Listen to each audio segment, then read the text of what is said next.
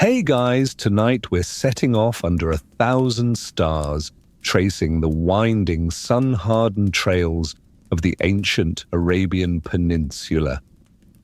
You're not a tourist, not a soldier, not even a prince. You are something far more caffeinated. You're the leader of a legendary coffee caravan, hauling sacks of Yemeni beans across scorching dunes and stony ridges to barter at desert outposts that only exist if you believe in them hard enough. The sand is cold now, colder than it looks. Your breath is visible in the pale indigo of pre-dawn, and your blanket is scratchy but comforting, woven by your aunt in Al-Hudaydah, who insists it still carries the scent of her window herbs.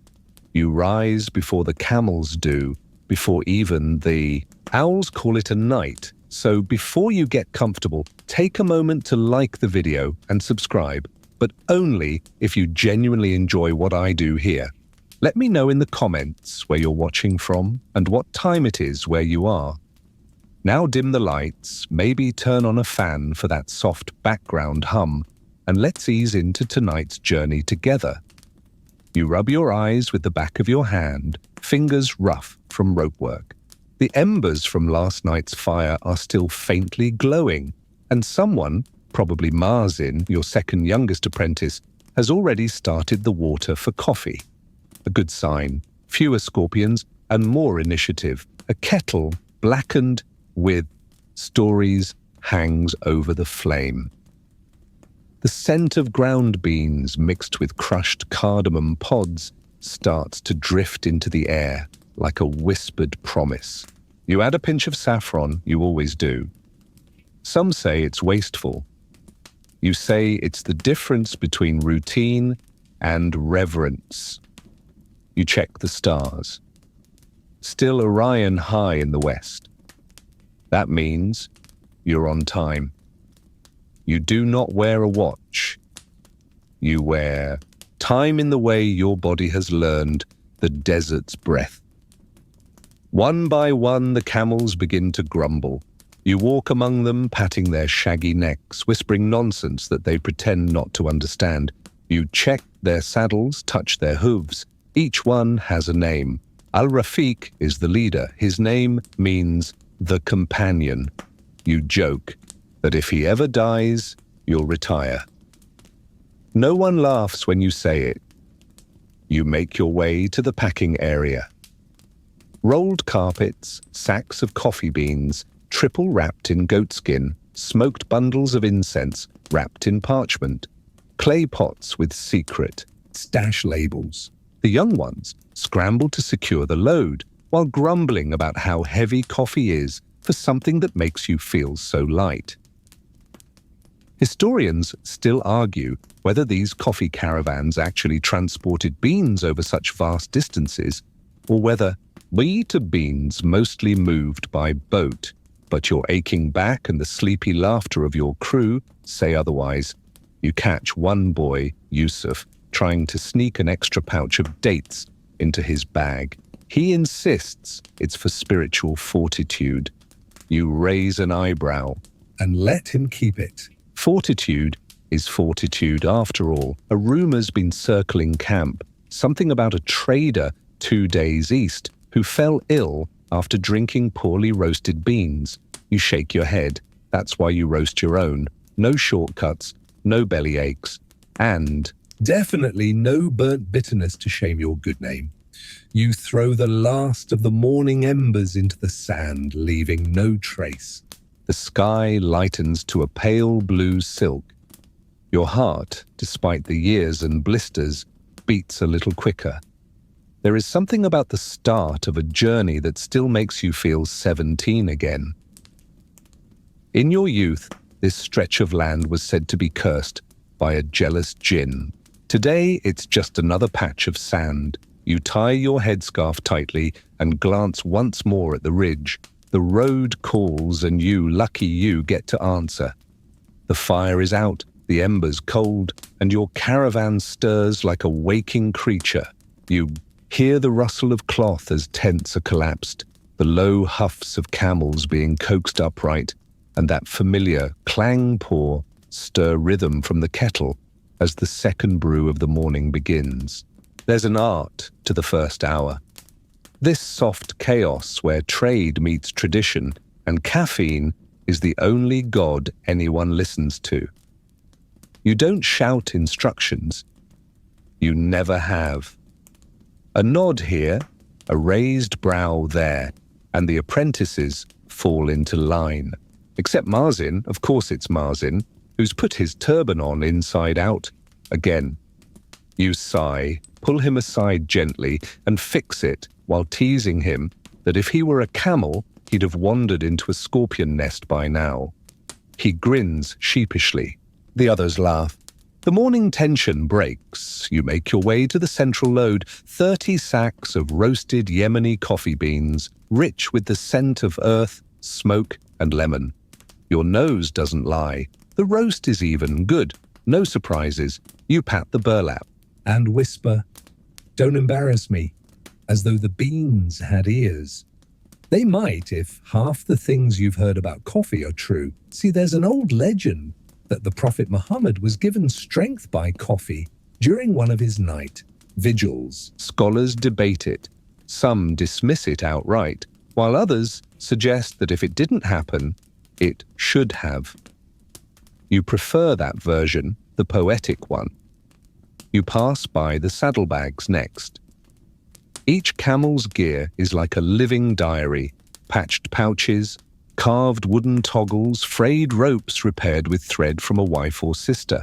There's a charm tied to every harness, mostly nonsense, a bone, a bead, a bit of dyed wool, but you don't remove any of them. These are desert things. They hold memory, even if they don't hold magic. Breakfast is dried bread, goat cheese, and dates. The youngest, Samir, offers you a fig he's been saving. You take it, half out of honor, and half because figs this early taste like sweetened sand and sun. You sit on a folded rug while camels snort and shake off sleep nearby. Your second in command, Farid, runs through today's route. You nod, but you've known this trail since before Farid had a beard. 3 ridges, 1 dry creek, and a stony rise they call the crooked spine. Nothing you can't handle. Still you listen. He needs to practice. One day, these camels will be his problem. The coffee's ready, thick, dark, spiced. You pour it into small cups, passing them around, always starting with the eldest. You drink last. Not out of humility, but because that's how your father did it, and you still think it tastes better when you wait.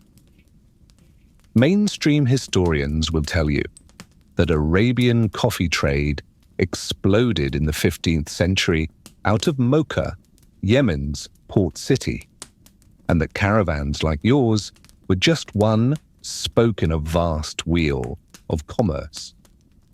What they leave out is the ritual, the way pouring that first cup feels like praying with your hands. As the sun crests the horizon, the shadows shorten, and the mood shifts. It's time. The camels grunt as they're loaded, sacks balanced with mathematical precision, ropes tied with a sailor's confidence. You tighten one last knot, whistle once, and Al-Rafiq moves. Where he goes, the others follow. The caravan lurches into motion. Dust rises, bells jingle. You fall into rhythm, not walking ahead, but slightly to the side, watching like a parent watching toddlers at the beach, half pride, half horror, all love. A fox watches you from a dune, tail twitching. You tip your head in greeting. Old souls recognize each other, after all. You pass a thorn bush with ribbons tied to it, remnants of an old superstition. Supposed to keep bad luck away. You don't believe in that sort of thing, but you don't touch the ribbons either. Just in case, as the camp disappears behind you, swallowed by sand and time, you feel lighter.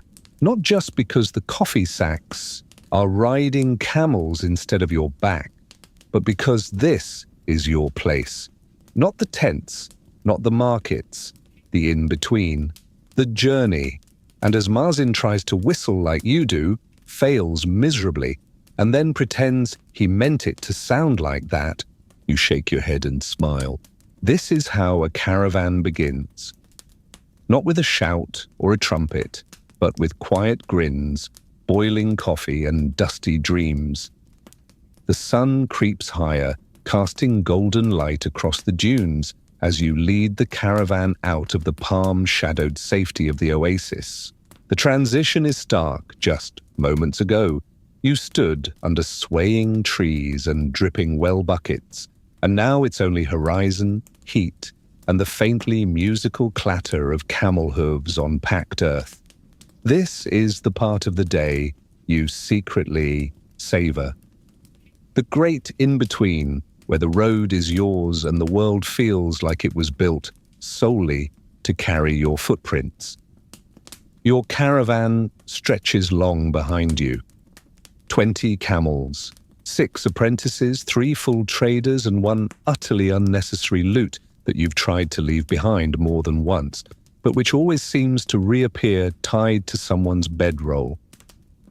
You suspect it's Samir's doing. The boy claims it helps him think. You argue it helps no one listen. Al-Rafiq sets the pace, head high and gait steady.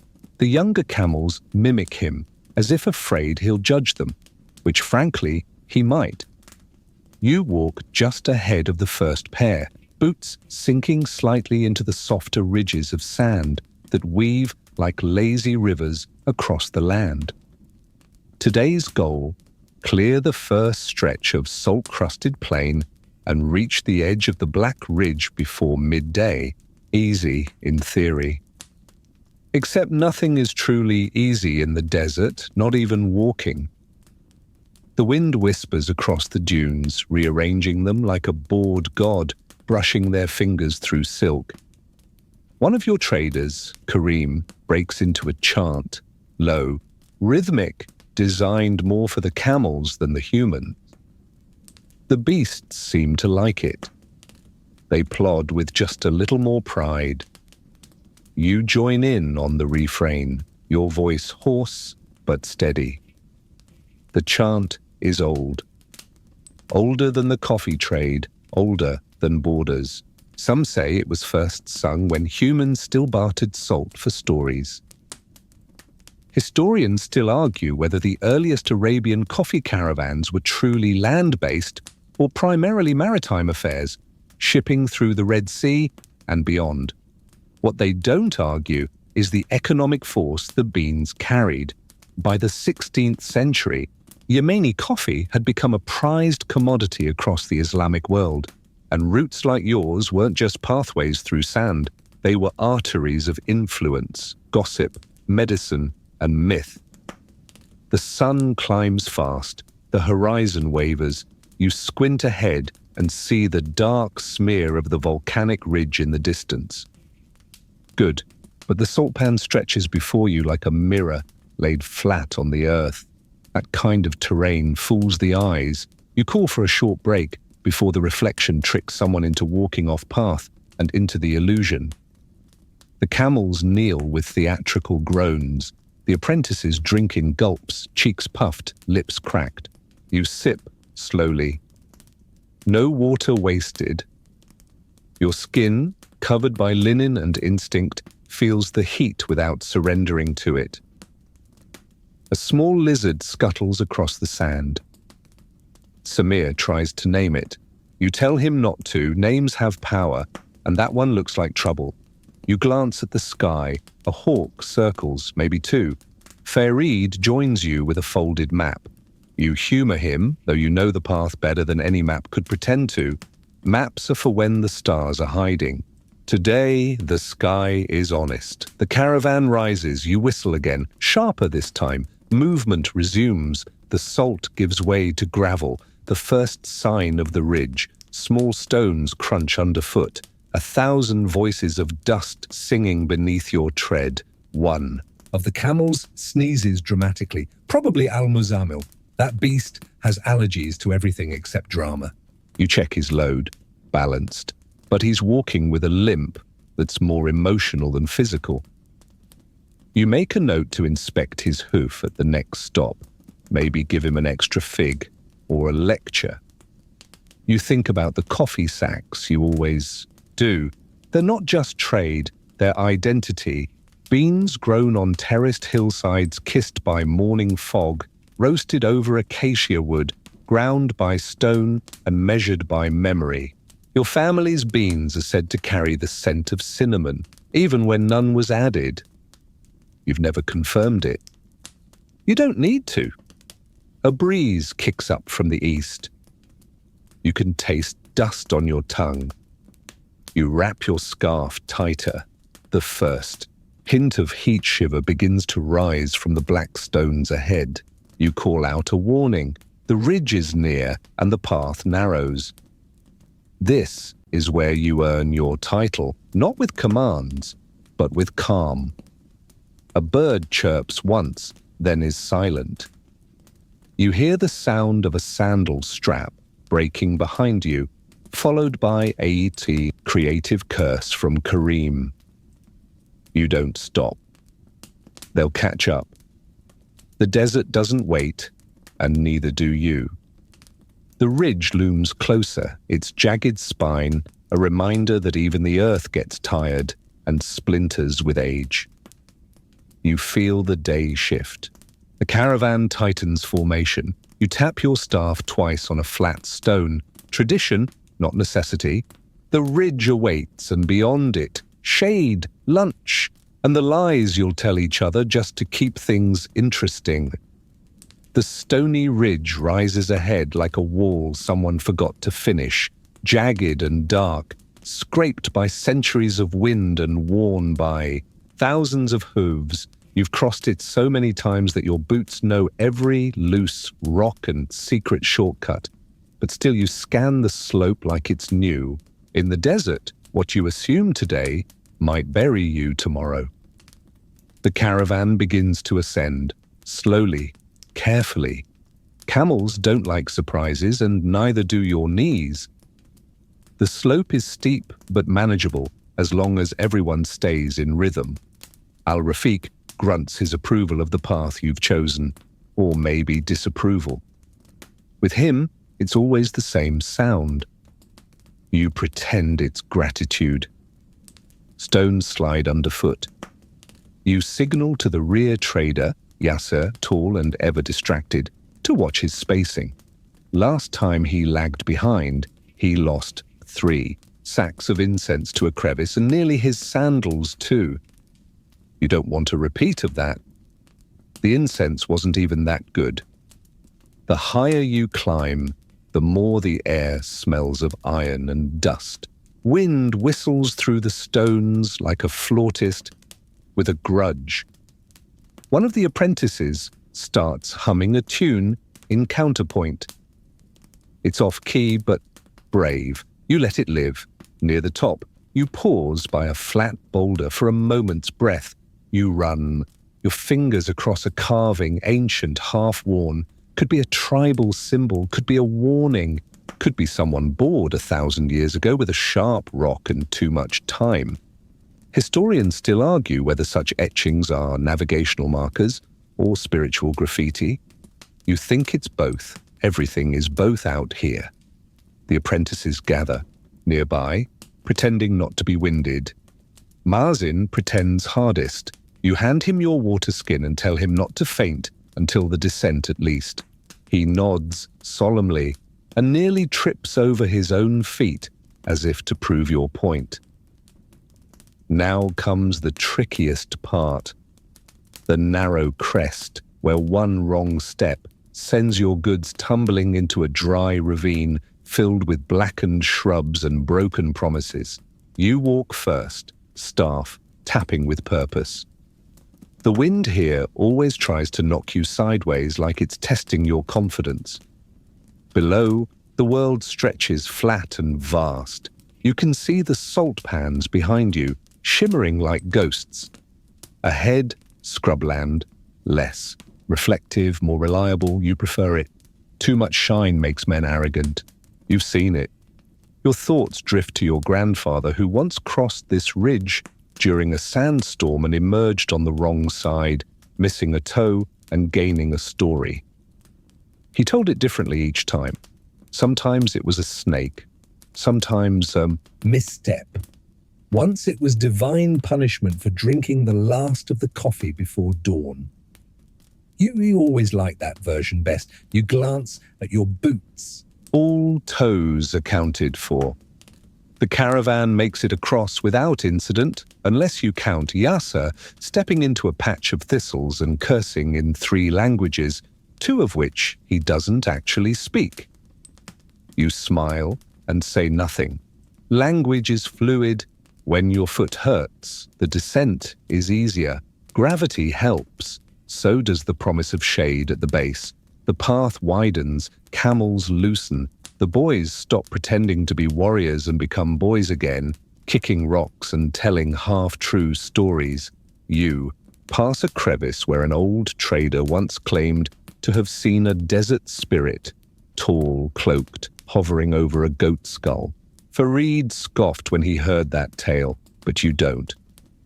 You've seen shadows that move too deliberately and heard songs with no singer. The desert holds more than just sand. A cluster of purple flowers dots the edge of the trail.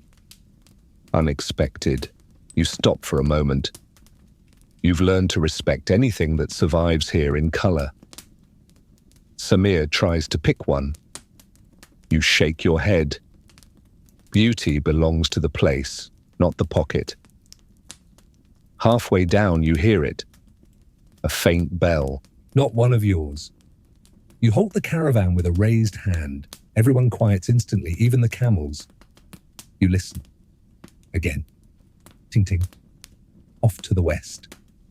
Another caravan, probably. Maybe a lone trader, maybe someone lost. You debate sending Fareed to investigate, but the sound fades. The desert answers only when it wants to. Back in motion, you reach the base of the ridge, the path evens. Shade flickers beneath a rocky overhang. Not perfect, but enough. You call for rest. The camels drop like tired nobility. You stretch your arms and feel every year of your spine crackle like dry parchment. Lunch is basic. Flatbread, dried lemon, a few slivers of salted lamb. The apprentices gather in a circle, sharing food, teasing, arguing about whether it was a fox or a jackal you passed earlier.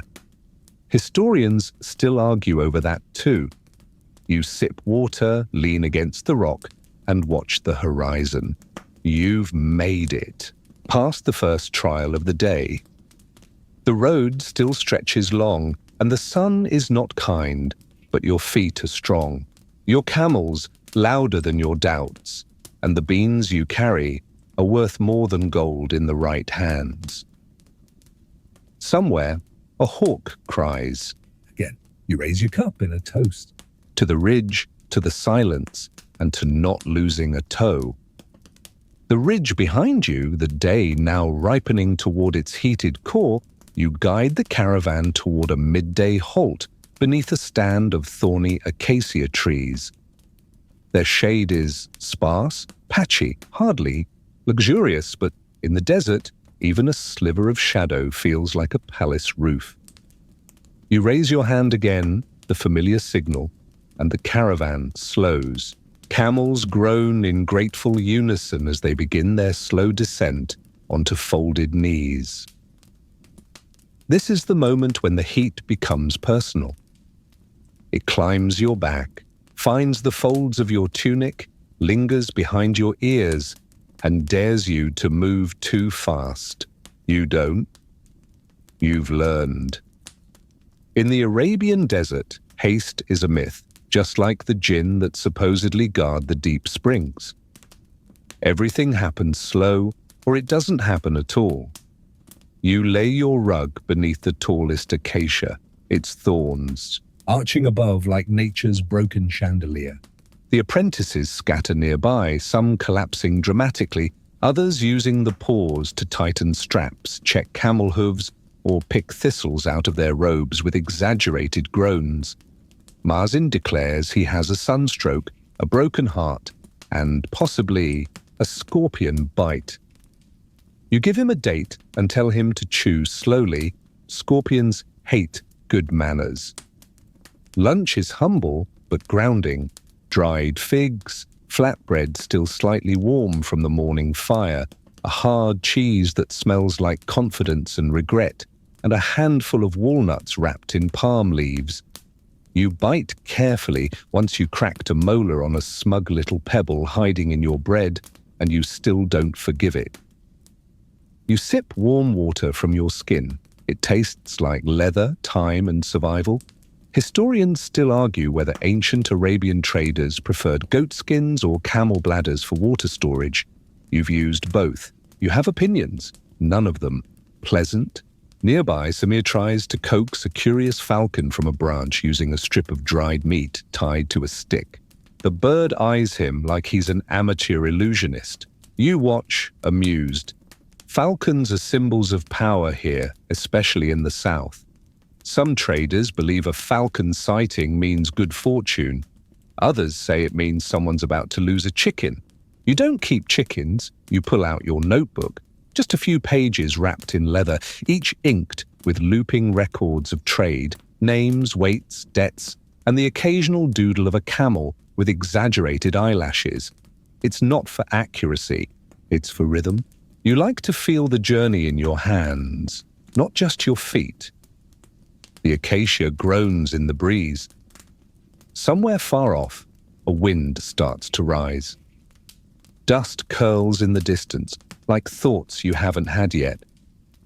You check your compass, not because you don't know the way, but because it's nice to be reassured, even by a magnetized needle and a scratched glass face. The caravan rests, but you do not. Farid approaches with a cracked sandal and a request to reroute tomorrow's path. You argue for 3 minutes, then agree.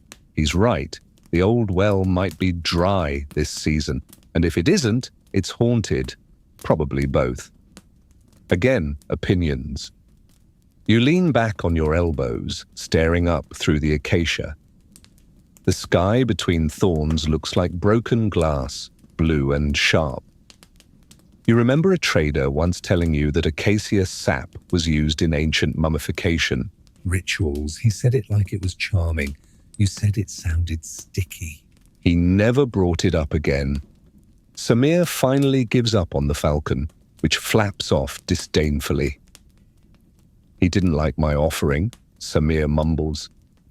He didn't like your attitude, you reply, or your face. The others laugh. Samir grins. The falcon does not return. You begin inspecting the packs. It's a ritual. You tighten straps, check for leaks, tap the bean sacks gently to ensure they haven't shifted too much. Every so often you pause to smell the coffee through the leather. The scent is deep, grounding like roasted history. These beans came from high terraces, cared for by hands more wrinkled than your maps. Each one holds the whisper of a hillside, prayer. Historians love to debate when exactly coffee left the Arabian Peninsula and began to seduce Europe. Was it the 17th century via Venetian traders, or earlier smuggled across the Red Sea in hollowed-out scrolls? One theory involves a Sufi mystic disguising beans as relics. Another claims Ottoman pirates used coffee as ballast. You've heard them all. You don't care. The beans are here now. They're yours. They're enough. The sun passes its zenith. Shadows stretch again. You stretch with them, arms over your head, spine cracking like an old floorboard. The apprentices gather the remains of the meal, leaving nothing behind. Not a date pit, not a breadcrumb. Out here, even crumbs are sacred. You signal the end of rest with a whistle pitched to startle drowsy camels. They rise, reluctantly but loyally, shaking dust from their coats and glaring like hungover nobility. You give Al-Rafiq a pat and a promise. of fresh mint leaves at the next stop. He sneezes in your direction. You consider it a blessing. As the caravan lines up, you take a last look at the acacia grove. A piece of you will always stay behind in each rest stop, a sliver of sweat. A silent thanks, a footprint no wind will erase. Then you turn your face to the west. The road is not waiting, it's moving already. And you, as always, must catch up. The rhythm of the afternoon is slower now. The sun presses down like a hand that forgot it was supposed to be gentle. The stones underfoot are hot enough to bake flatbread, and the camels plod along with the resigned air of beasts that have accepted their fate. You walk slightly behind Al-Rafiq, letting the tempo settle into something manageable, half survival, half meditation. It's during this hour, this dusty stretch between practical tasks, that stories begin to bloom. Not because you ask for them, but because the desert has a way of whispering boredom into creativity. One of the apprentices, Sammy, the one with the ever-bouncing eyebrows, asks if you'll tell the tale again.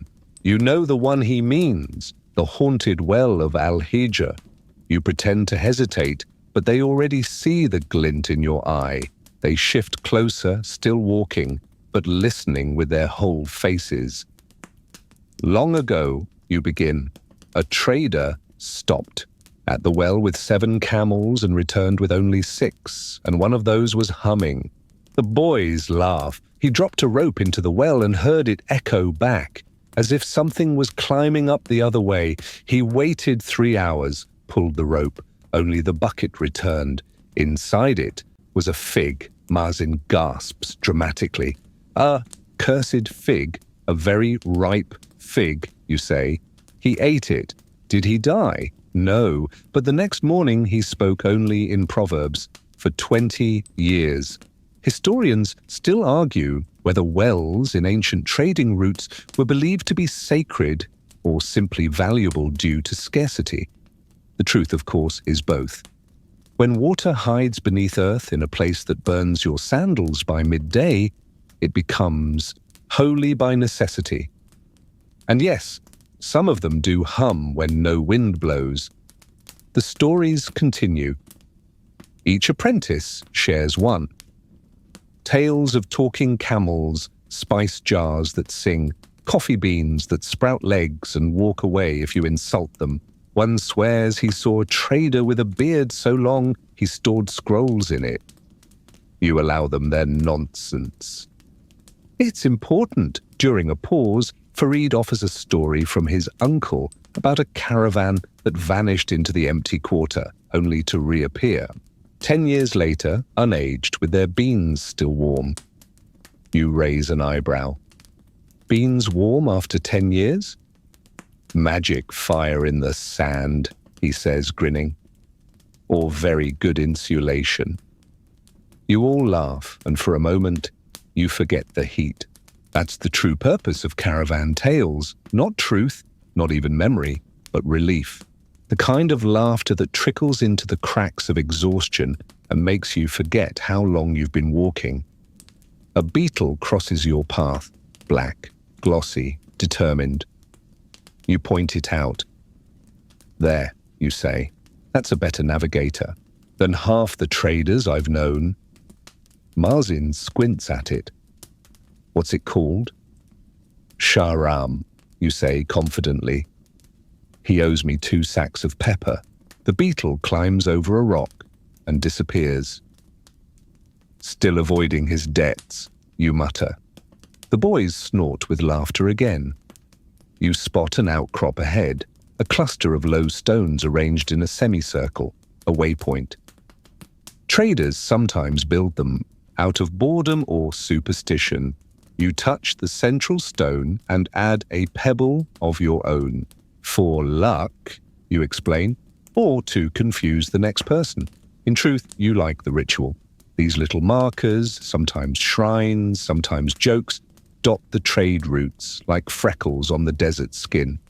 Historians still argue whether They held religious meaning or were simply early forms of passive-aggressive cartography.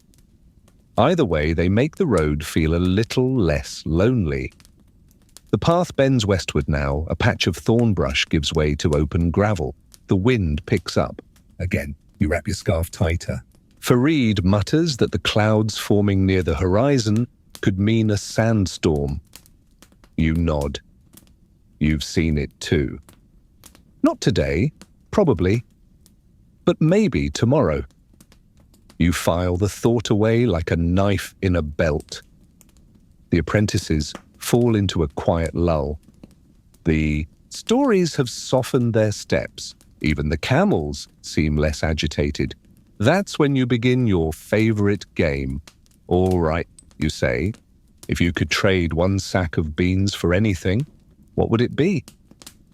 Yusuf says a ruby the size of a pomegranate. Samir says a palace filled with cats. Marzin says a fig tree that tells jokes. Farid just shrugs. A good woman and a soft bed. You nod slowly. Ambitious. You offer your answer last. A book, you say. Written by someone who hasn't been born yet. They pause. Then someone says, you win. And the laughter starts again. A scorpion scuttles across the trail. You step over it gently. You never kill them. Not out of mercy, out of superstition. An old woman once told you scorpions remember who hurt their cousins. You didn't ask her how she knew.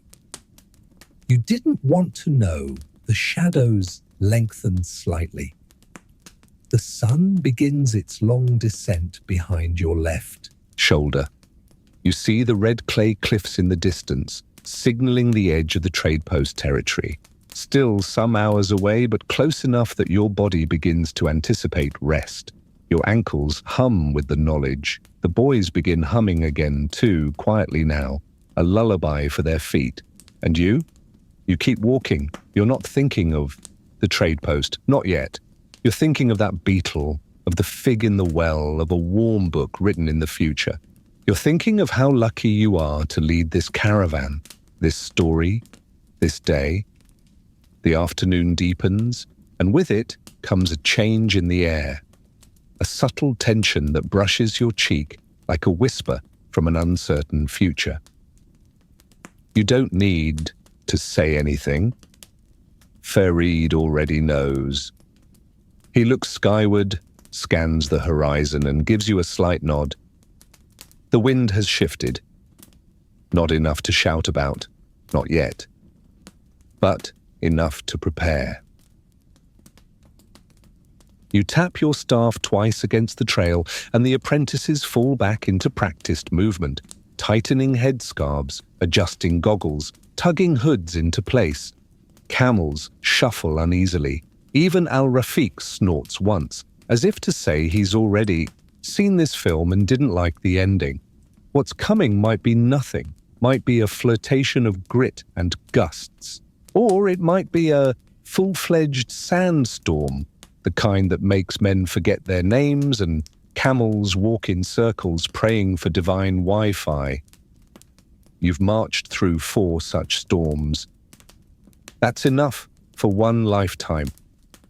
The road flattens here, an open plateau of pale sand peppered with brittle shrubs.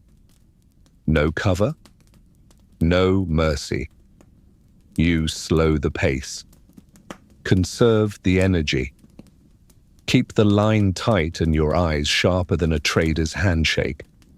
Above you, clouds of dust begin to gather, not from the sky, but from the land. It's the telltale haze, not grey like rain, not dark like dusk, just brown and rising. Storm? Samir asks, his voice muffled behind layers of cloth. Maybe, you say, which is your way of saying yes, definitely. Historians still argue whether Arabian traders used wind-reading techniques borrowed from seafaring cultures or developed their own terrestrial navigation styles. You believe both, You've seen old men read gusts the way others read poetry, leaning into them, sniffing the edge of them, then declaring, "This one smells like Egypt." They weren't always wrong. You pause the caravan briefly. Let the Camels drink. Let the boys breathe before the wind takes the breath away. You tighten your belt, shift the dagger on your hip, not because you'll need it, but because its weight grounds you. The wind begins to sing, high-pitched. It pulls at your robe like a child demanding attention. You don't give it the satisfaction. Instead, you pull out your compass. The needle spins a little before settling. Not good. Mazin squints through his scarf. Still west? Westish, you say. That's not a direction. It is now. Movement resumes, slower. The trail begins to vanish beneath swirling sand. You guide by instinct and memory. That rock formation shaped like a crouching lion? Gone. That ridge that looked like a broken teacup? Vanished. But you remember, that's your job. That's why you lead. The sandstorm doesn't roar, not at first. It sneaks. Fingers of grit, then hands, then arms of air, scooping and scattering everything. Not nailed down, your eyes sting despite the cloth. You blink through tears and dust. The camels groan and moan, but they press forward. Braver than most men. One apprentice stumbles. You catch his arm. Yusuf. Young. Eager. Dumb in the lovable way. Watch the ground, you say. It changes when you're not looking. He nods, eyes wide, then promptly trips again. You grip his shoulder. Pick one foot up before you move the other. It's not complicated. A gust hits hard. Full face like nature just slapped you for your arrogance. You stagger slightly. So does Al-Rafiq. That worries you. That beast never flinches unless the earth's about to write a new chapter. You call a brief halt. The boys circle in. You all crouch behind the largest camel, the wind howling above your backs. The air fills with static, with whispers. The sand stings now, sharp as tiny nails. You tell them to cover their faces completely, leave no skin exposed. Samir tries to joke, "What if we suffocate?"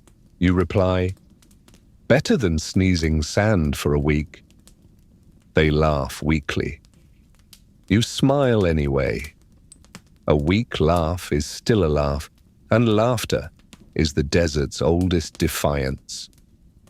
Through the grit, you remember an old tale your mother told you, of a jinn who traveled only by storm, stealing spices from careless traders and leaving behind piles of cumin and confusion. You used to believe that. Part of you still does. Eventually, the wind begins to soften just a little. You peek over the camel's hump.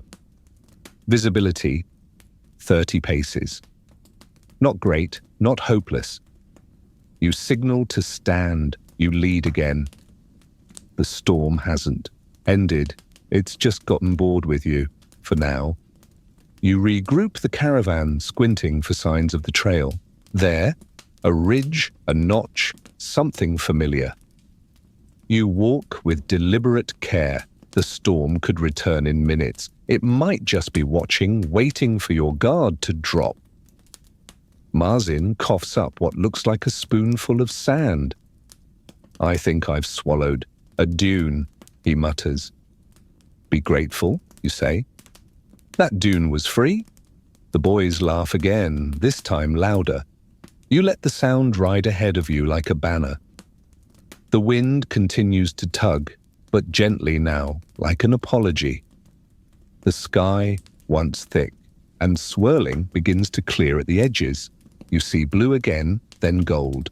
And there, in the distance, low on the horizon, barely visible, you see the jagged outline of the cliff edge outpost.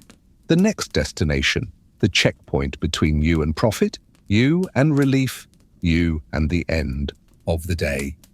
You don't celebrate, not yet.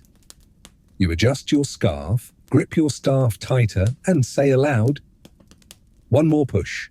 The camels grunt in agreement, and onward you go, storm-bitten, sand-stung, half-blind, but entirely alive.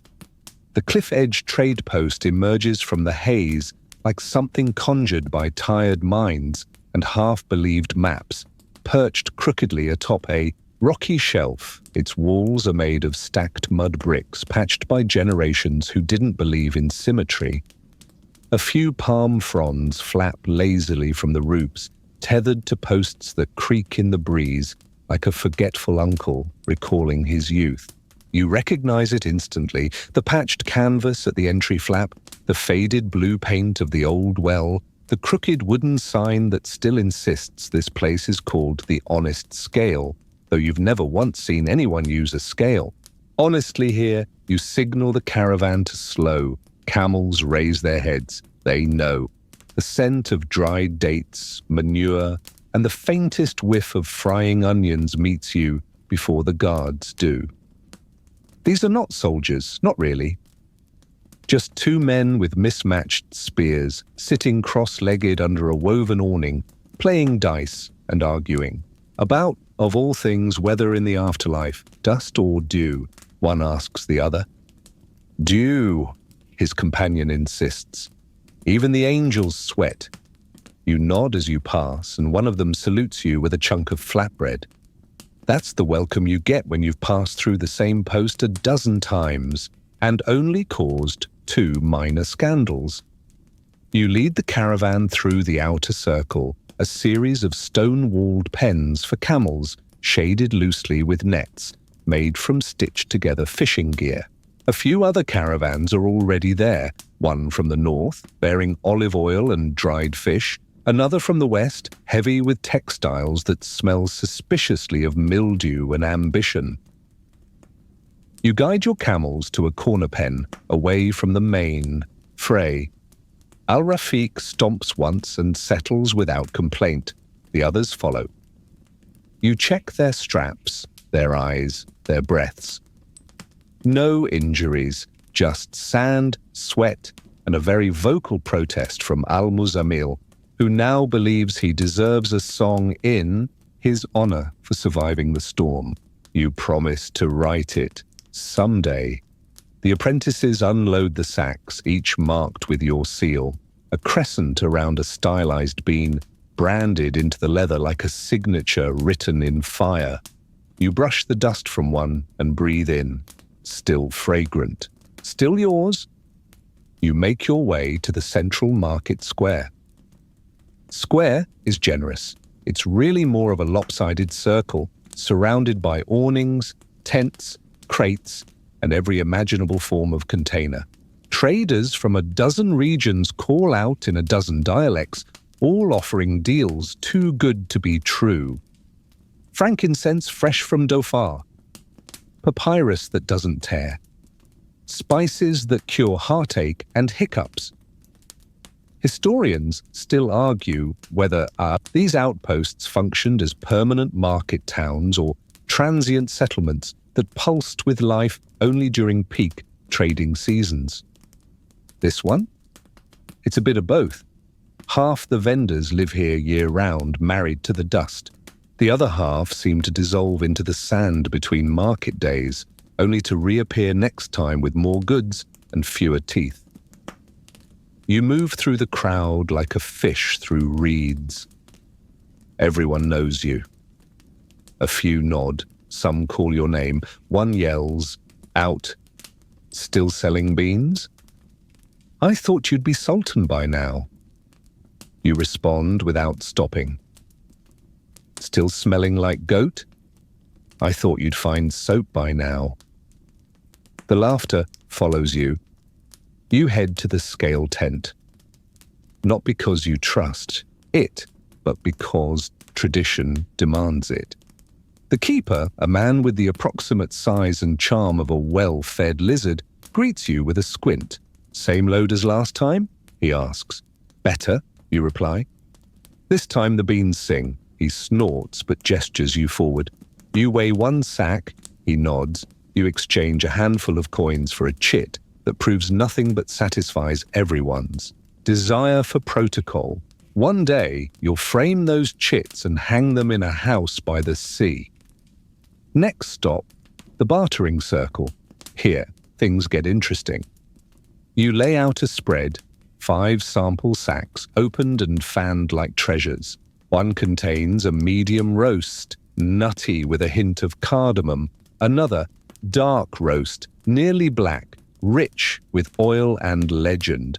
A third, your specialty, light roast, crisp and citrus-touched, sun-dried on terraces kissed by mountain fog. You know how to talk about them. You could romance a goat into buying espresso if you had to. Soon the traders gather.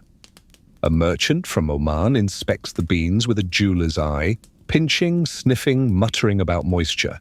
A Yemeni woman swirls a handful in her palm, says they smell nervous, which you take as a compliment. Another man insists he won't pay more than 3 silver pieces per sack, to which you reply, "Then perhaps I should be selling you sand. It's cheaper and better for your digestion." This is the dance, the argument, the ritual. You praise your beans like a poet, disparage theirs like a diplomat. You know every trick. You once convinced a spice dealer his own saffron had expired simply by sniffing it judgmentally. A minor quarrel breaks out near the spice tent, something about overweighed cinnamon. The crowd hisses and laughs. No knives are drawn, which is a good sign. You've seen blood spilled over cumin before. Traders are nothing if not passionate. One of the younger vendors, a wide-eyed lad with more hope than experience, asks you if it's true your coffee was once served in the Sultan's court. You smile. Not just served, you say, requested. With a poem? Did you write the poem? He asks. No, you admit. But I taught the man who did. He stares at you like you just said you built the moon. You let him believe it. Every good caravan leader knows when to let a legend grow legs. You close 3 deals before the sun touches the far cliffs. Coffee for salt, for nutmeg, for hand-dyed cloth from Abyssinia. You also accept 1 small vial of rose oil and a carved box of unknown wood that smells like stories. You're not sure who came out ahead, but the box makes a pleasing creak when opened. And that's enough. As you return to your camp space, the apprentices gather round, wide-eyed and wide-mouthed, waiting to hear what you traded for. You show them the cloth, the spices, the oil. Then you open the box. Inside, a single polished stone. Round, cool, useless, perfect. What's it for? Marzine asks. You grin. For remembering that not everything needs to be useful to be worth carrying. By the time lanterns bloom like little stars across the trade post, you've already unpacked most of your pride and half of your caution. Night brings a shift. Less bartering, more boasting. Deals are either done or hopeless by now, so the focus turns from coin to conversation. Your apprentices scatter into the bazaar like hungry cats. You let them. They've earned it. And besides, trouble finds them faster if you're not looking. You, however, head to the main ring of rugs just past the spice stalls, where men and women sit cross-legged and stories ferment. Someone's already playing a tambour poorly.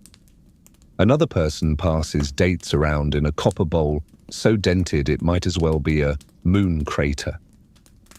The smell of roasted chickpeas and burnt cloves wafts through the air. You sit down with a soft groan that you pretend was the rug's doing. The gathering is casual but fierce.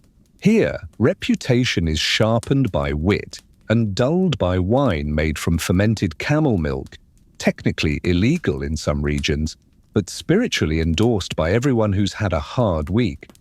You stick to coffee, of course. It's thick, earthy, served in a chipped cup that may or may not have once held engine oil. You don't ask. Still walking your beans through the mountains? Someone calls out, half laughing. No, you reply. They carry me now. Laughter ripples through the ring.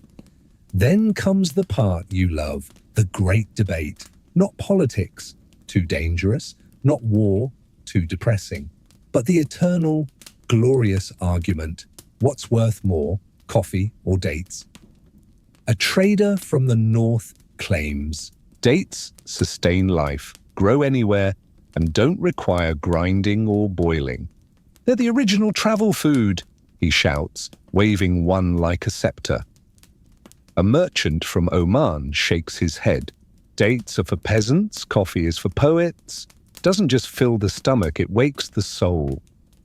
Dates have been found in pharaohs' tombs, someone else chimes in. Coffee has started revolutions, you counter, holding up your mug like it's a royal decree. Historians still argue whether early coffee houses were centers of political sedition or simply a place to avoid doing chores. You believe both. You've seen revolution in a well-brewed cup, and at least 3 marriages begin and end over Turkish grind. The circle heats up. Everyone has an opinion. One man swears he once traded a single date for a camel. You call him a liar, but toast him anyway. Another woman insists she drinks coffee only after burning the first pot to chase away the jinn. You like her style.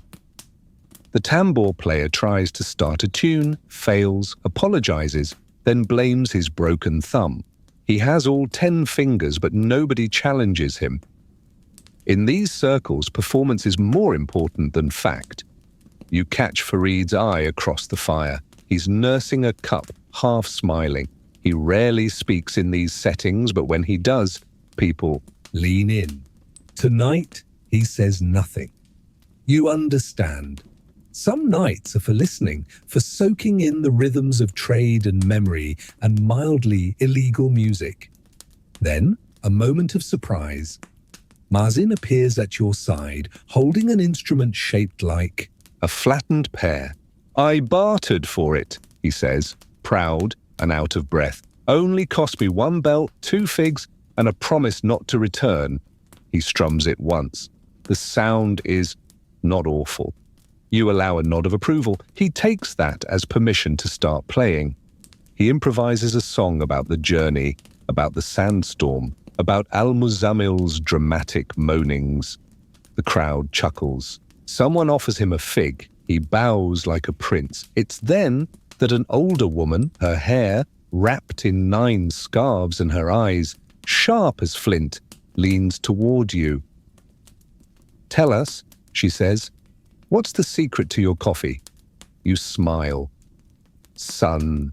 Patience, and never trusting a pot that boils too fast. She snorts, pleased. And how many camels did you lose this time? None, you reply. Then it was a boring trip. You raise your cup. I hope every trip is boring and every sale exciting. Someone laughs. Then you are doomed to be happy. The night deepens. The stars come out, brighter than fire, more reliable than scales. Somewhere nearby, a lute joins Mazin's improvisations. A scent of cinnamon drifts past. Someone lights incense that smells like nostalgia and rain. You recline slightly, hands behind your head, heart steady. The cliff edge post is loud, yes, but underneath the noise is something sacred. This is where trade becomes culture, where beans become poetry, where young fools play songs and old fools let them. You don't need to win the debate, coffee or dates. It doesn't matter. You've already won the night. The revelry fades eventually, not all at once, but gradually, like a caravan slipping into the horizon. Laughter becomes murmurs, instruments quiet themselves, and one by one traders retreat to their canopies and fire pits, pulling rugs over their shoulders and muttering prayers or curses depending on how the evening went. But your night isn't done. You rise, joints creaking with the kind of honesty your mouth rarely expresses, and slip away from the firelight, winding past stacks of goods and slumbering camels. Farid follows you silently, as expected. You've done this enough times that no signal is necessary.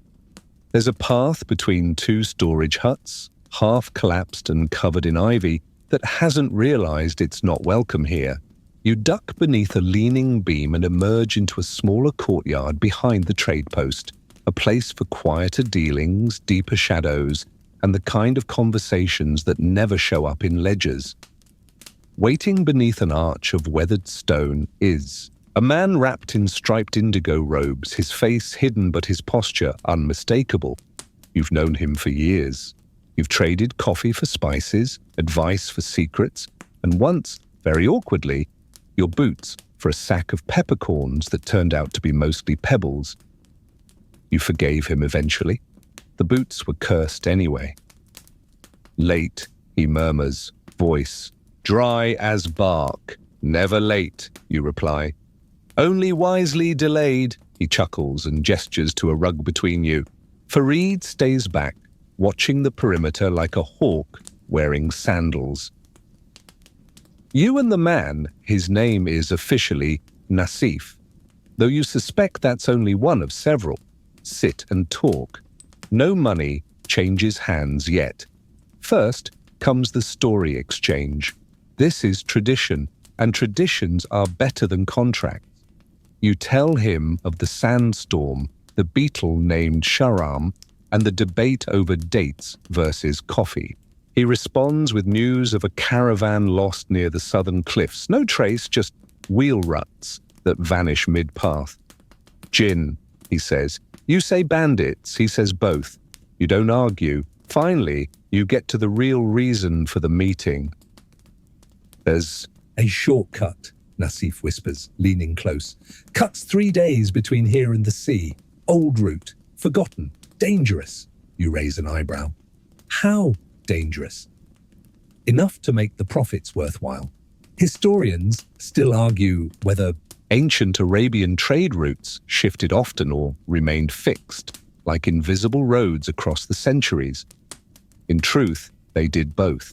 Paths formed like veins, then vanished like mirages depending on war, water, and whim. Nassif unrolls a cloth map, old and faded, its ink cracked but still legible. He points. Here, through the basalt canyon, avoids the border patrols, but Beat taps a mark. This village doesn't welcome traders. You frown. They don't like coffee. They don't like outsiders or camels. Who doesn't like camels? He shrugs. People with bad backs. You weigh the risk.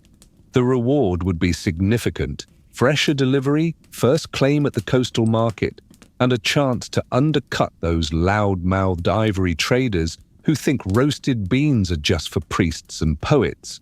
I'll consider it, you say, folding the map. Don't consider too long, Nassif warns. There's another who asked about the same route.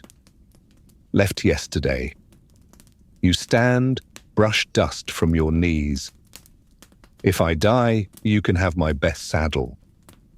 If you die, he replies, I'll claim I warned you louder.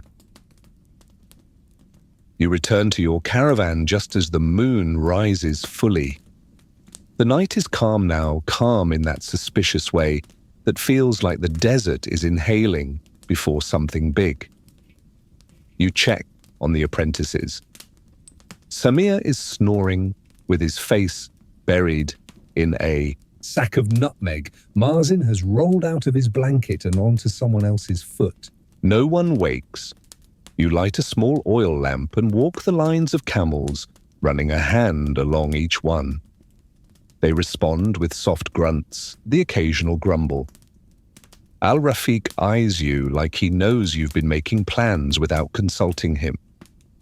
You bow slightly in apology. There's something sacred in this routine. Not prayer, not quite, but adjacent to it. A kind of tethering. You've learned that the more you touch your caravan, the more it stays yours. Beasts, goods, people. All of them respond to the presence of someone who sees them daily, speaks to them, listens, even when they make no sound. You tighten a loose strap, rearrange a blanket that's slipped, realign a pack that's leaning, slightly off balance. These are small things, but they speak loudly in the language of movement. Historians sometimes claim that camels were prized more for their milk and meat than for their ability to carry loads. Those historians have never tried to cross 200 miles of gravel without one. You trust your camels more than most men, maybe because camels don't lie. They just spit. Fareed joins you again. He doesn't ask what Nassif said. He never does. He just hands you a cup of water, lukewarm and slightly metallic. You drink it gratefully. Will we take the shortcut? He asks at last. You consider the beast stars before answering. They are especially bright tonight, scattered like spilled sugar across black velvet. Not yet, you say. But we'll walk toward the decision. That's how most of your routes are chosen. Not by map, not by decree, but by slow movement in the direction of risk until risk becomes routine. You sit on your folded rug, watching the flickering oil lamp, listening to the soft noises of sleeping traders, rustling tents, and somewhere, improbably, the faint sound of Marzin humming in his sleep. You don't hum along, but you smile. The moon rides high now, a silver coin tossed into the black bowl of the sky, and still your bones won't settle. That's the cost of leadership. Your body may tire, but your mind walks long after your feet stop. So you rise once more and walk the line of camels beneath the starlight, inspecting each with a careful eye. This, too, is ritual. Every caravan. Leader worth their beans checks their beasts at night. The moon is your lantern, the silence your assistant. You pass your fingers along their flanks, feel the pulse of warm life under tough hides, and whisper reassurances in a tone that wouldn't. Makes sense to another human, but means everything to an animal that carries your world on its back. Al-Rafiq stands tall, half asleep, but watchful. His ears twitch at your approach, and he turns his head with a long, dramatic sigh. You place your palm on his cheek. No limp tomorrow, you murmur. Not if you want your extra fig, he grumbles, then nuzzles your shoulder. That's as close to a promise as you'll get. You move to Al-Muzammil next, the theatrical one. You find a slight sore behind his left foreleg. Nothing serious, but enough to fuss over. You clean it gently with a cloth soaked in rose water because you know he prefers that to plain water. He doesn't thank you, of course, just groans with the weight of the world and collapses into a sprawl of dramatic snorts. You roll your eyes, but can't help smiling. Historians still argue whether the Arabian camel, the dromedary, was domesticated purely for trade or if it held ceremonial importance too. You can answer that with a glance into Al-Rafiq's eyes. There is something regal there, something sacred. He's not a tool. He is a partner, a temperamental, flatulent, sometimes manipulative partner, but a partner all the same. You check the remaining beasts one by one. Each has quirks. One drools in her sleep. One hums, yes, hums, when you touch her ears. Another refuses to sleep unless her saddle is within sight. You oblige her, always. You understand that kind of attachment. The camp is quiet, save for the soft night wind and a distant lute strumming its final notes. You suspect Marzin snuck off again.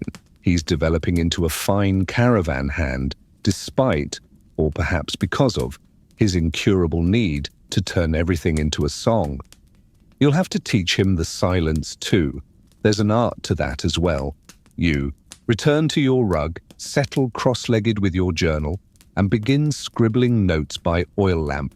Not numbers, not inventories, those are for daylight. Now you write what matters, the faces of the traders you dealt with, the tone in Nassif's voice, the peculiar angle of that possible shortcut on the map. You sketch the shape of the saw on Al-Muzamil's leg.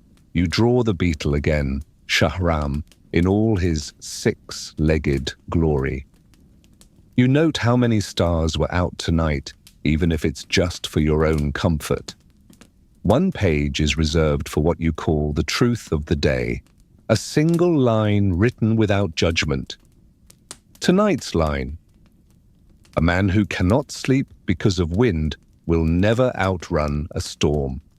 You don't know where that came from. Maybe your grandfather, maybe the coffee, maybe the wind itself.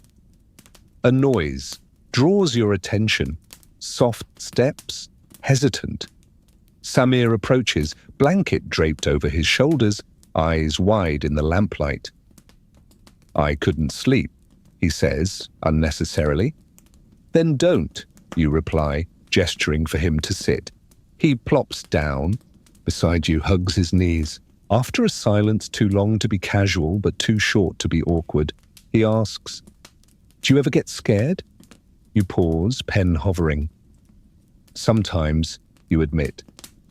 "But fear's a companion, not a jailer." "What about storms?" "Storms are honest. You know where you stand with a storm. And people?"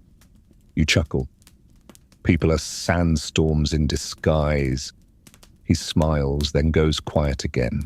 Eventually, his breathing slows and he leans his head against your arm, dozing before he can return to his bedroll. You let him sleep there a while. Just a while.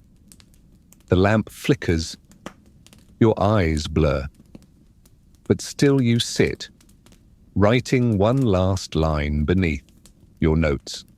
Trust is the difference between a leader and a man walking alone.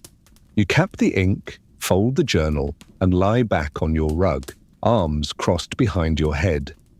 The stars haven't moved, but somehow they feel closer.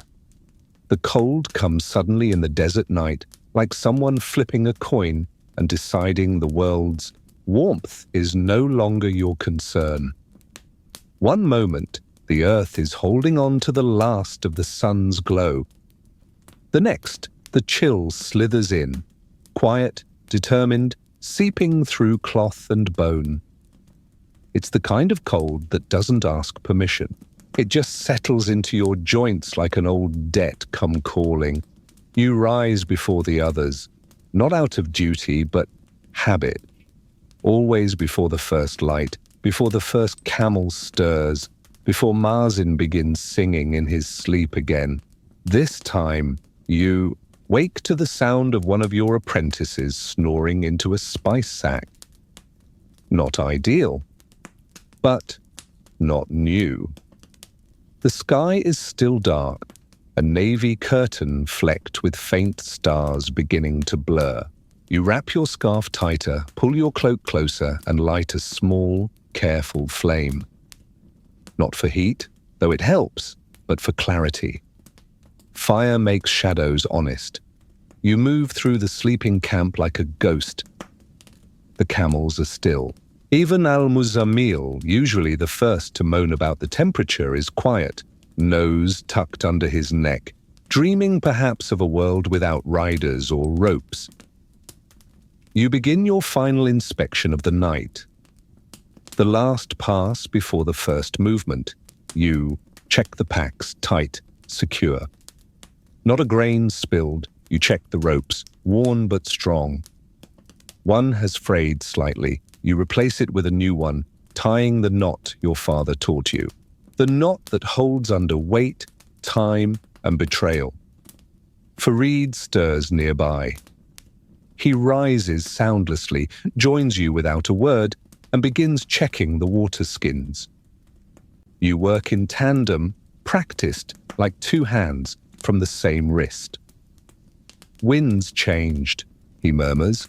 You sniff the air. He's right. It's cooler, but there's a sharpness to it now. A suggestion, maybe a warning. Could mean rain by next week, he says. Could mean nothing, you reply. Nothing has a smell now. In the desert, you say, everything has a smell. Historians still argue whether Arabian caravan leaders relied more on physical maps or oral memory. You know the answer. You are the answer. The wind, the light, the smell of dust before rain, these are your compass. Paper burns, stars shift. But the desert speaks if you listen right. You move toward the northern edge of camp where the supply camels are tethered. That's when you see it. A small bundle tied to one saddle with unfamiliar cord. You approach slowly. It's a pouch, woven from blue thread, sealed with wax. Not yours. You untie it carefully, peel back the wax. Inside, a coin, silver, unmarked, and a scrap of parchment. One word, in a dialect so old it takes a moment to read. Soon. You frown. Farid watches from a distance. He doesn't speak, but his hand rests on the hilt of his blade. You say nothing. You pocket the coin. There are messages and there are threats, and sometimes they are the same thing. You're not sure which this is, but you know who you'll ask. And he's likely waiting for you to do exactly that.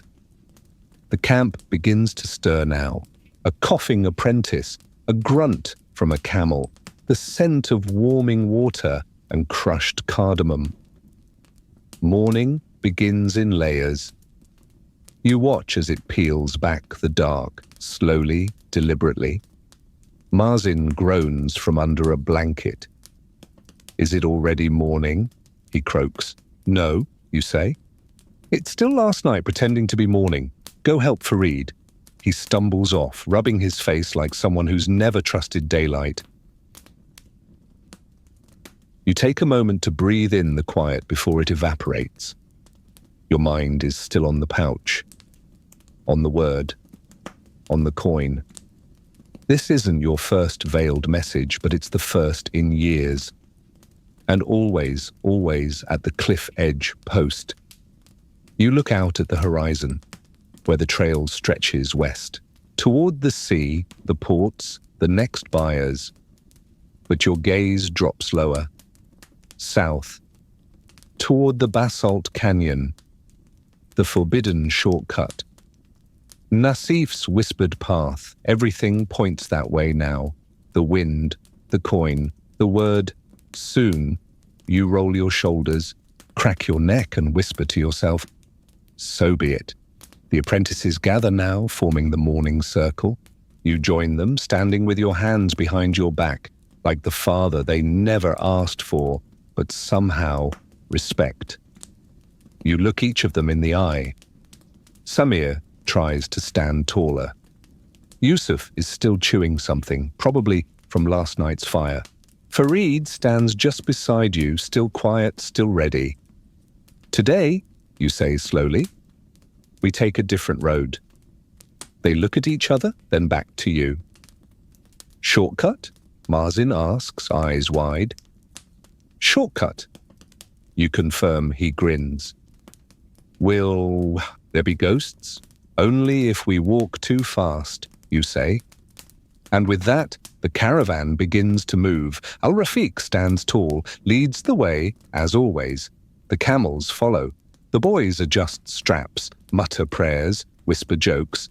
And you, last to fall into step, take one glance over your shoulder, back at the trade post, back at the coin, back at the world that is familiar, then forward again toward a road no one remembers, but you will soon carve into the earth with every hoofprint, every breath, every bean in your sacks. The sky bleeds orange behind you as the caravan makes its slow procession toward the unmarked trail. There is no road here, not really, just the memory of one, a faint depression in the earth, a hint of forgotten hoofprints, and the occasional rock arranged too purposefully to be natural. You ride this silence like a saddle. It doesn't complain, but it demands balance. The basalt canyon yawns ahead like a mouth that's forgotten how to close. Tall, jagged walls of black stone reach up on either side, casting long shadows even as the sun climbs. It feels colder here, though it shouldn't. The light touches everything but somehow skips the canyon's floor. You don't comment on it. You know better than to give a place like this a name it might overhear. Farid walks beside you, his steps measured.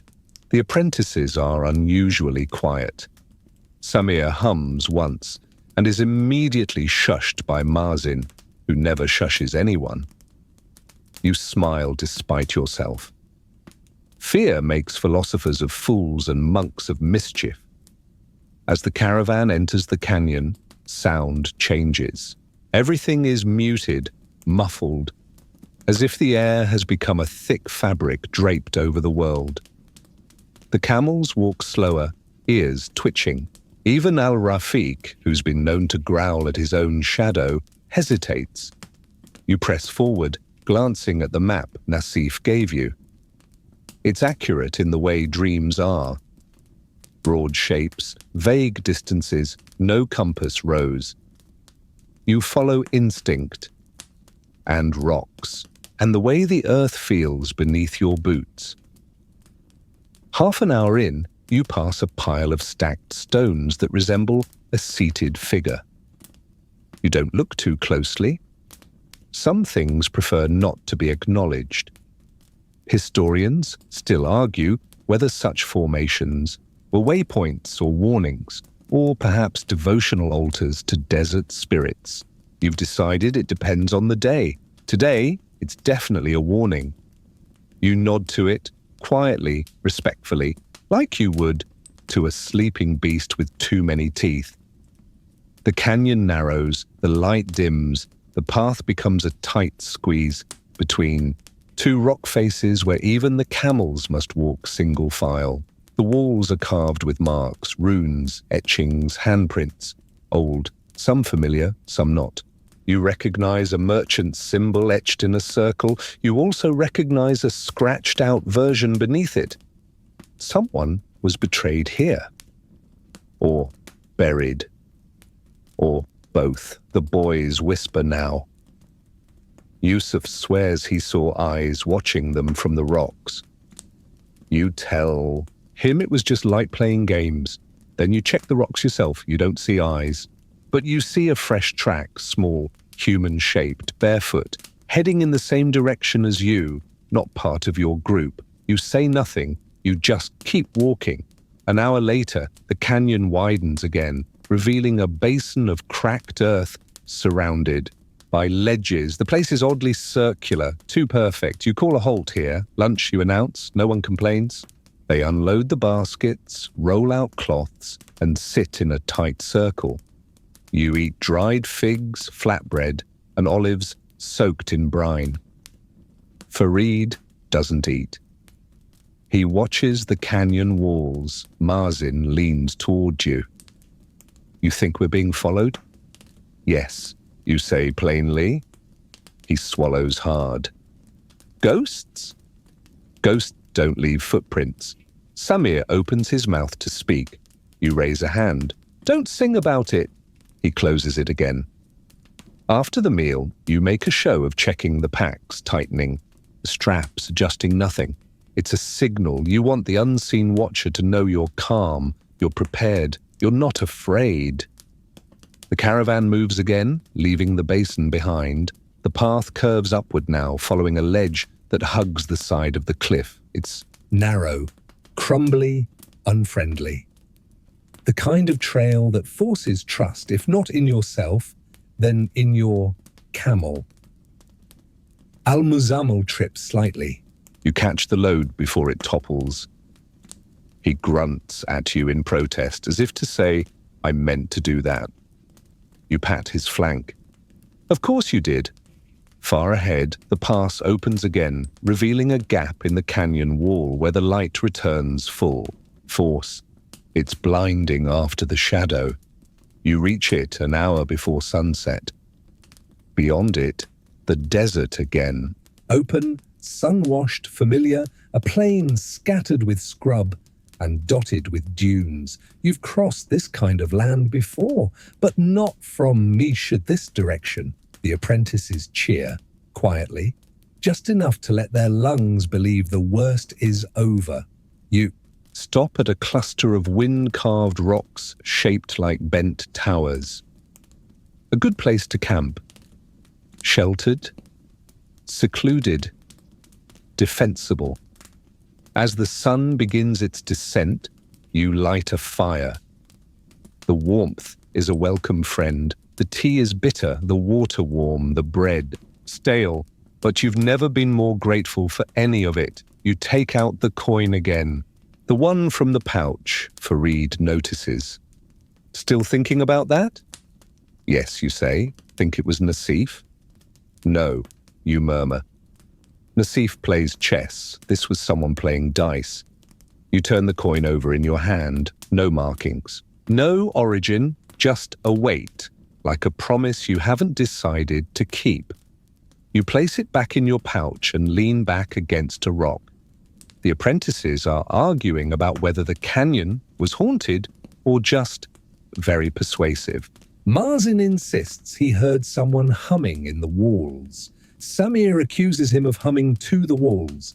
You let them argue because tomorrow you'll reach the fork that leads to the port, and the coin, along with the canyon, will have made its point. The final stretch to the port begins not with fanfare, but with aching legs and an early morning breeze that smells faintly of salt. You wake before the others, as always, and step onto the nearest ridge to watch the land yawn its way into day. Ahead lies the long slope down to the coast, scattered with thornbrush and lazy dunes. Somewhere beyond the haze, the sea. It's strange how close it feels now, though you haven't seen it yet. The apprentices sleep deeply, sprawled like dropped laundry across their blankets. Farid is awake, of course.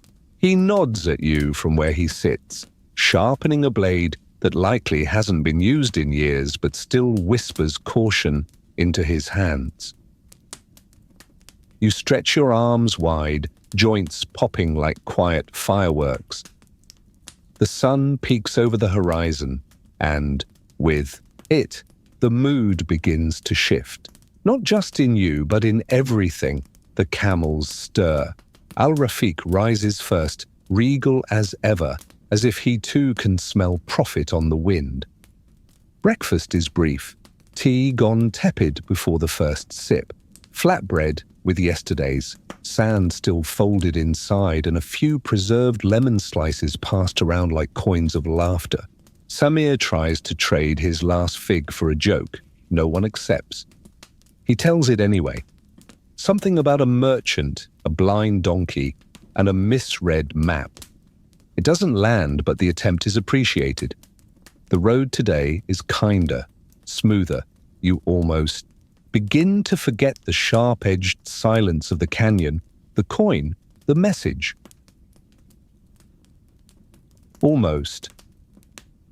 2 hours in, the trail curves eastward to avoid a salt basin, gleaming white and deceptively soft. You point it out, reminding the boys. Looks like snow. Feels like betrayal, they nod solemnly. Yusuf tosses a pebble onto it. It vanishes without a sound. Lesson learned. By midday, the sea announces itself, not with sight, but scent. That briny, unmistakable breath of water and time. You pause at a rise. And there it is. The port town, laid out like a forgotten chessboard, weather-worn rooftops, tents flapping, boats bobbing on a distant silver tongue of ocean. You've arrived. Sort of. You descend slowly, savoring the moment. The camels fall into an easy rhythm. Even Al-Muzammil hums contentedly, a sound halfway between a grunt and a hymn. You take The left trail at the fort. The shortcut ends here. The coin's mystery remains, but its path has brought you somewhere real. You finger it once more in your pouch. It stays cool, as if untouched by the journey. The port gates are open because gates here are more symbolic than secure. You nod at the guards, who nod back with the weary respect reserved for those who travel on foot and smell of honest effort. You lead the caravan to the merchant quarter, a tangle of colour and clamour. Cloth stalls flap in patterns from far-off lands. Spice mounds rise like pyramids of scent. Children dart between baskets, calling out prices that fluctuate depending on how gullible the listener looks. You find your spot, an open patch near the well, just enough room for your camels to kneel and your wares to be displayed. The apprentices jump into motion, unrolling mats, unpacking sacks, shaking dust from your sign. You let them. They know what to do now. That's what this journey was for. You step aside, sip from your water skin, and finally, for the first time in days, allow yourself to watch. Just watch. It's a good market. Busy, but not chaotic. Familiar faces here and there. A woman who once traded you a bolt of indigo cloth in exchange for a recipe she never used. A man who still owes you for a shipment of nutmeg and avoids eye contact like you're a tax collector. Fareed joins you, silent as always. You hand him the coin. He turns it in his fingers. Still cold, he says. You nod. Then you point to a man standing near the edge of the crowd, hooded, still, watching. You with the unblinking stillness of someone who knows exactly when to move and when not to. Friend of yours? Fareed asks. Maybe, you say. Maybe he's just here for the coffee? The man vanishes into the crowd a moment later, like mist pulled into the sea breeze. You take the coin back. Put it away, for now. The apprentices begin serving. Tiny, clay cups filled to the brim with your best roast. The scent rises, a rich blend of spice, earth, and sun-kissed effort. People gather. Coins clink. Praise flows. Samir offers a cup to an elderly man who drinks it, nods, and says simply, "This reminds me of a better decade." High praise. Mazin starts tuning his lute again, preparing for the evening's final performance. You don't stop him. Not this. You watch as Al-Rafiq settles down beside the water trough with the expression of a prince reluctantly acknowledging the existence of peasants. He's earned his rest. Historians might argue one day whether your route changed. The price of beans in this town, whether your shortcut became legend, whether your name was ever recorded. That's their problem. You only care about the present, the clink of coin, the murmur of approval, the low hum of trade in motion. You fold your arms. You smile. You've led them here. Through storms, stories, songs, and secrets. Tomorrow, the coffee will be gone, the camels repacked, the road will rise again. But today is yours.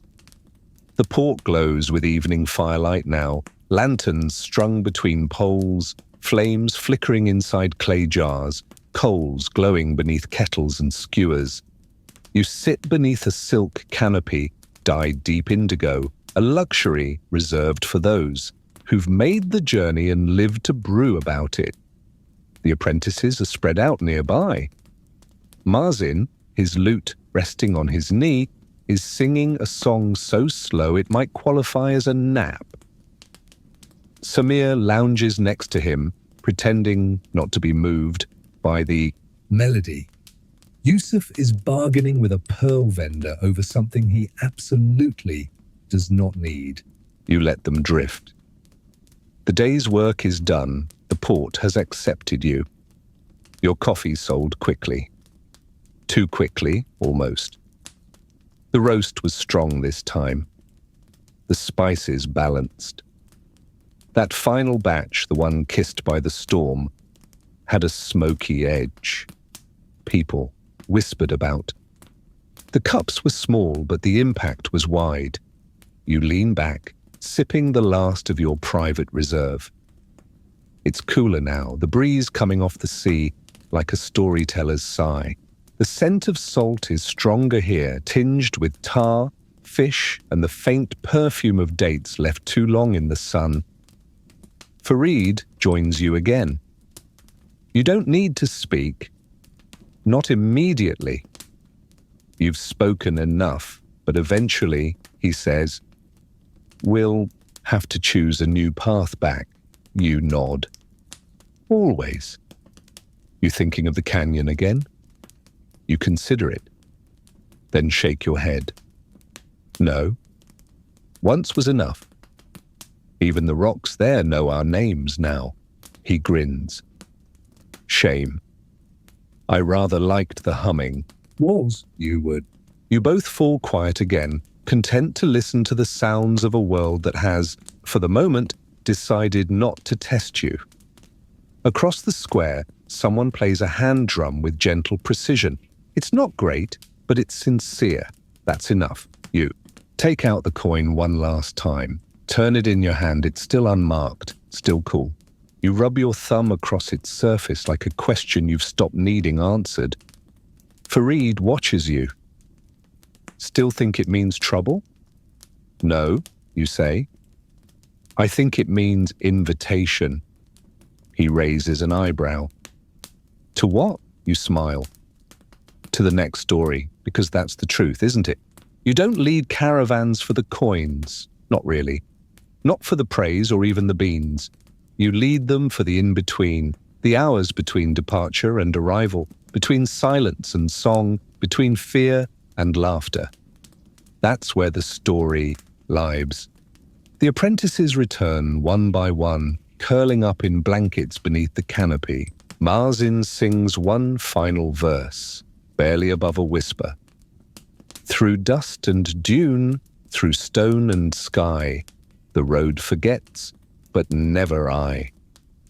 You close your eyes, the sea breathes beside you, the camels shuffle in their sleep, the fire crackles. The world leans back into silence. And you, caravan leader of beans and burdens, find rest at last. And now, as the port fades and the firelight dims, you feel your body settle into the stillness you've earned. Your journey is behind you. The stories are told. The camels have lain down, their breath slow, their burdens released. The desert, the canyon, the laughter, the debates, they've all curled into memory like smoke rising from a cooling cup Of coffee. Feel the night now. Let it hold you. The stars above shimmer with quiet approval. The road has no questions for you tonight. No choices to make. No loads to carry, just rest. Just breath, just the soft hush of waves tapping gently against. the dock. You're not thinking about tomorrow, not about where the next caravan will go, not about the coin in your pouch or the man in the crowd or the shortcut carved through time and risk. All of that can wait. Tonight, there is only comfort. The slow unraveling of tension from your shoulders, the feeling of woven cloth beneath your back, and the knowing that for this moment, nothing more is required of you. Let the cool air pass over you like a silk scarf drawn across the sky. Let the music of distant flutes and low voices drift you deeper. Let the scent of spices and embers lull your senses. You are safe. You are still. You are at the end of the road. And when the road calls again, it will wait for you to rise in your time. But for now, sleep, traveler. Sleep, storyteller. Sleep, caravan leader. You have arrived.